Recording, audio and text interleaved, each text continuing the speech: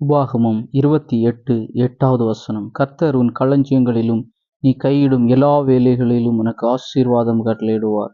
உன் தேவனாகிய கர்த்தர் உனக்கு கொடுக்கும் தேசத்தில் உன்னை ஆசீர்வதிப்பார்.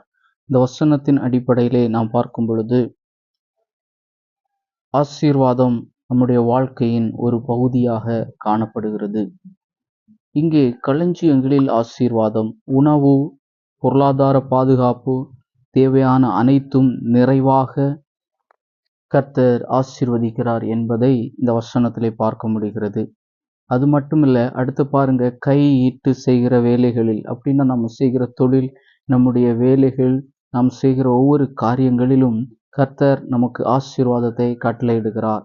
இன்னும் பாருங்க, நிலத்தின் கிரியைகள், நிலத்தில நம்ம விளைகிற விவசாயம், வணிகம், இந்த மாதிரி சார்ந்த எல்லாவற்றிலும் தேவன் ஆசீர்வாதத்தை கட்டளையிடுகிறார் என்பதை இந்த வார்த்தை நமக்கு காட்டுகிறது. இந்த ஆசீர்வாதங்கள் தேவனுடைய சட்டங்களுக்கு கீழ்ப்படிந்து நடப்போருக்கு நிச்சயம் உண்டு.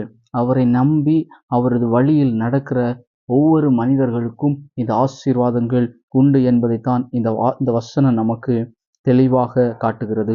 உபாகம் 28:2 பார்த்தீங்கன்னா அதுல தெளிவா சொல்றது, நீங்கள் கீழ்ப்படிந்தால் இந்த ஆசீர்வாதங்கள் அனைத்தும் உங்களை வந்து அடையும். ஆமேன்.